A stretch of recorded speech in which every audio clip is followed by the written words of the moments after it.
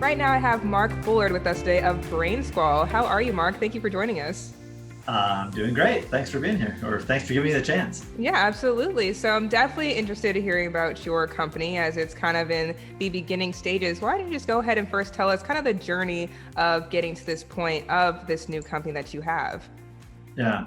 So BrainSquall it's essentially a new way to gather, organize, and share information.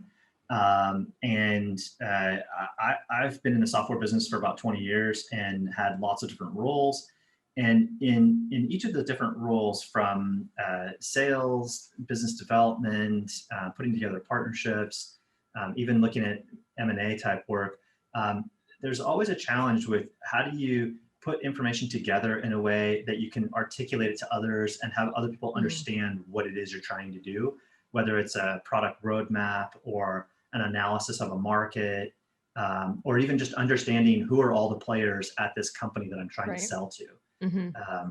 And so anyway, so I had this idea of what if there was a mind map that was like, that had all the different elements of a mind map, but then for each element in the mind map, you tied in a piece of like data in a database table, and then also a document that would allow you to add context. And so what if those three things were all married and Mm-hmm. synchronized?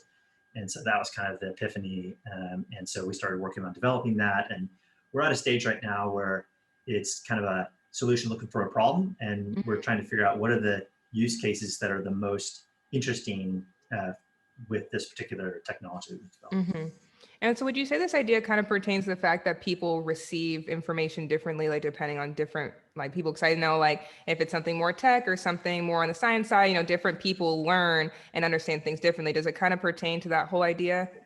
Yeah. And like, if I'm gathering a bunch of information, Mm-hmm. sometimes I want to make a list, Right. right? Sometimes I want to draw a picture. Mm-hmm. Sometimes I want to make a table and fill it in. Sometimes I'm gathering a lot of notes, and so I want to write a lot. Mm-hmm. And sometimes on a project, you really need to do all of those things. Right. And when you do, if you have a document here with a bunch of notes in it, and then you have a spreadsheet over here with a bunch of data, and then Mm-hmm. you have a little diagram showing how these things are related over here, man, wouldn't it be great if they were all linked? And Right. so that's what BrainSwell does. It links it all together, and it's all automatic. So you don't have to make it linked. It just is linked. Okay. And so who is kind of the ideal customer for this? I know you talked about kind of software and everything, but who are you trying to kind of push this towards? Yeah, so we're looking at a lot of different use cases, but one of the use cases that we're looking at most closely right now Mm-hmm. is in enterprise sales. So Okay. if you are selling something to a large organization where there's a fair amount of complexity, either the product is fairly complex or there's a lot of buyers involved because there's lots of influencers, keeping track of all those people Mm-hmm. is complicated. Right. And CRM solutions don't really help you with that at all. They'll give Mm-hmm. you like the list of the names of people you talk to and their email address, but understanding, well, this person reports to that person, and these people really like our product, but these ones don't, and why, and all of that, BrainSquall handles that. So you can create that org chart, you can make it into a heat map, you can have red, yellow, green, you can have notes, you can Mm-hmm. have details of when you met with them and who was there and who wasn't and what they thought, all in one place, and just have a link to that in your CRM. So that's the use case I'm most excited about right now. Okay, it sounds great. It sounds like I said, just taking a bunch of what can be mess sometimes and trying to organize everything into one place, which I think a lot of people could use right now. Yeah, And that's kind of yeah, going to my totally. next question as well, as far as how has it been kind of trying to push this new company during the circumstances that we're in? How has that been for you? Yeah, it, I would love to blame COVID, Mm-hmm. but I don't think I can. Mm-hmm. I've actually been managing companies and doing things remotely for the last 15 years. Okay.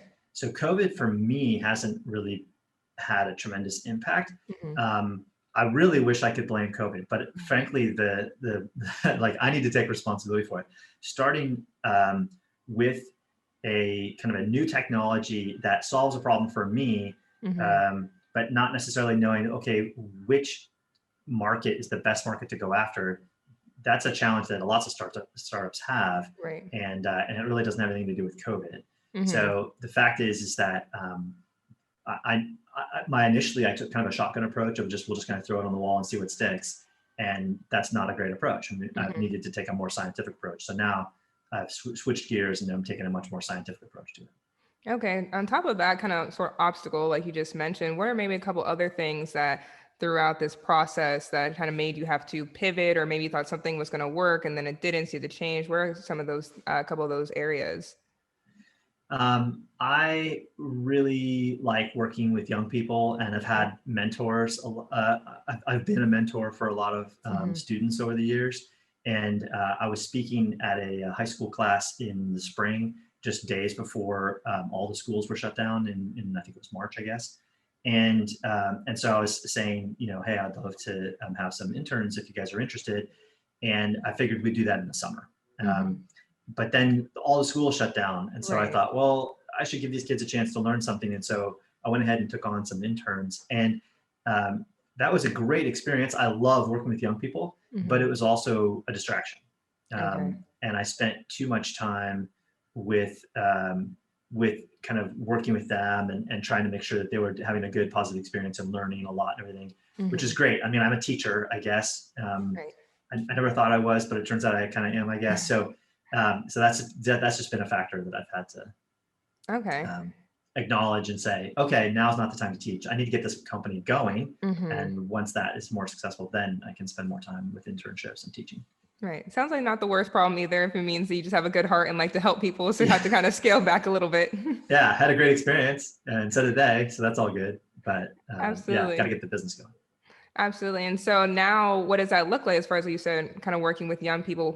Would you, I guess, incorporate with your company or continue to work with? Is it young people? Because obviously we're seeing, like you said, social media and all these different Yeah. marketing things change.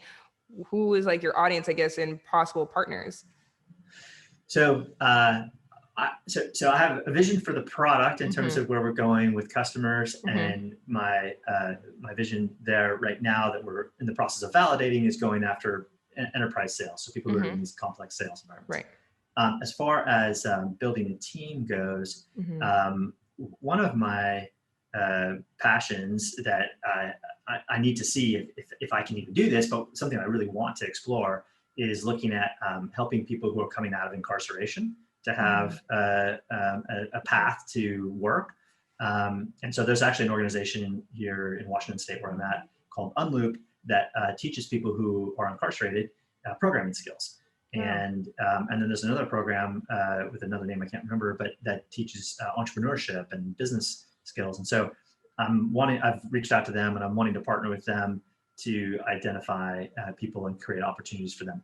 But That's again, it's wonderful. like first I need customers, and so we need to validate the business model first, and then Mm-hmm. as that gets validated, then want to start working with some of these organizations to see if we can make our organization become a pathway for people to have opportunities.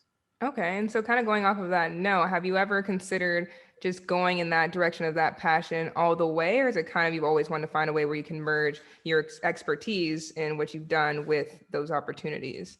Yeah, it's the latter for me, right? So Hmm. like I couldn't train people on software programming skills. I don't have those skills. Okay. I hire people who do. So I know the thing I'm good at is building a business Hmm. and then leading that business. So I've done a lot of mentorship. I've done a lot of leading teams and leading leaders of teams. And so I know that's my place. So that's what I want to do. And then but then the question is, do I just do that for anybody, or instead I'd rather do it for a collection of people who otherwise don't have opportunities, and see if we can't like make a difference. Absolutely. And it sounds like you've taken a lot of time and reflection to know where kind of your strengths and what you like to do. It sounds like that can help a lot. What is your advice for people to have kind of that self-reflection time to Mm, know, wasting, you can waste time and energy on things that you're really not that good at, have mm, that learning curve. What's that, I guess, that journey been like for you and your advice for people who are trying to figure out, okay, where do I fit? Where are my strengths yeah, and my weaknesses? yeah. I, I don't want to sound too cheesy, Hmm. but there are obviously lots of books that Hmm. people will turn to kind of figure these kinds of things out. I myself have looked at several of those and have kind of gone through a different tests. So I've done the Myers-Briggs test. I found that to be really helpful. Hmm. Um, I have also done Strength Finders 2.0. I found that to be really helpful. It's great to read something and then take a test and then read something that says, we think you have these skills and strengths, and then like my wife to read it and say, oh, this describes you exactly. Okay. And so Strength Finders 2.0 I found to be really helpful. There's another one actually called Life Keys. It's actually coming from a Christian perspective. That's my faith, and so that's a part of who I am. But I've actually recommended Life Keys to friends that aren't Christians and just said, you still can get a lot out of it. But what Life Keys did, it actually said, like, let's look at what your personality is. Let's look at what your style is. Let's look at what are your values, what are your passions, what are your inherent skills. And then you put all those things together and you actually come up with like your personal mission statement. And so for me, I actually did that. I put it on the wall. It's right here. It's build innovative enterprises with people I love to impact the world. Okay. And so it's like, that's what I do. So if I can be doing that, and then I can be blessing people through that, then success. Absolutely. And it sounds like kind of offers that like concrete foundation, like you said, that mission statement. And now okay, I'm doing something that's feeding into that, especially obviously as a person of faith too. That's what you were trying to do, is have that purpose. Yeah. That's and awesome. so for me, like every one of those words matters, right? It's like building. Right.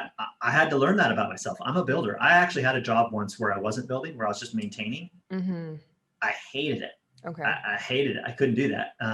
And so like, and then build an enterprise, I realized like, well, I could go into ministry or I could go do this or that. And I was like, I love business. Like I'm just so passionate about building business. So I had to kind of think, and with people I love, I've worked with people that I don't love or that are very difficult. And I just realized I just can't do it. Some people can put up with it.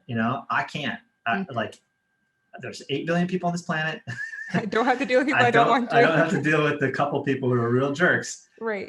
So every one of those words matters to me, and I've had to use that as a filter before. It's like, hey, why am I not happy here? Oh, it's because there's this problem. It doesn't fit. I'm not building. Perfect. Wonderful. And so going back to BrainSquall, what do you see in the next months and years to come for this company? Yeah, so I finally in the last couple of months have really dialed in on a much more like intentional, what I would call like scientific, or at least much more kind of structured approach to figuring out the best market for my product. And so I'm going through that process and exercising that muscle right now. That's actually really going well because I'm actually doing the work. I'm like doing the steps. To quote, what about Bob? And so that's actually coming together. I'm pretty excited about that. So what I see in the next couple months is that we're going to validate or invalidate the market. So, and we have actually identified 20 different use cases. And so we're just looking at number 1 right now. So if that's not a hit, then we'll look at number 2 and so on. But I'm confident that there's a use case in there that's going to be a hit. And once we find that, then it'll be more about building. Which is the part that I'm more experienced with. So I'm pretty excited about that. And then it'll be about making sure that we're articulating our vision and mission really clearly so that we attract the right types of investors. So that's a tenuous needle to thread. So I want to make sure that we're really being smart about what are the kinds of people that are going to be involved in our organization. They understand what our mission is. It's not just make money. It's make money while having a really positive impact on the world. So. And then for any of our listeners right now who want to have more information or get more information and keep track of obviously this amazing idea, where should they go for that information? Yeah, so our application is up and running, and it's available for what I would call kind of pre-beta testing. And it's at brainsquall.co. So BrainSquall with 2 L's and .co. And check it out. There's the little, you can sign up there. It's free to try. So we're taking the freemium approach, which I think is a really good marketing model. And so people can check it out and see what they think. And I, of course, welcome feedback from anybody. Wonderful. Well, Mark Bullard, thank you so much for sharing about your new company, and best of luck. And thank you for joining us today. You bet. Thank you.